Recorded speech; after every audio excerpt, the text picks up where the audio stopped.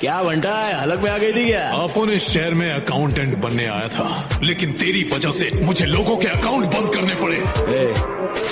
इलाका अपन का, कानून अपन का, काट डालेगा। कल से अगर तू और तेरा छोकरा शहर में दिखाई दिए तो मैं बिल्कुल भी दया माया नहीं दिखाऊंगा। अपन तेरी इतनी धुलाई करेगा कि तेरी पूरी बॉडी फ्रैक्चर हो जाएगी। क्या कोई डर रहा है?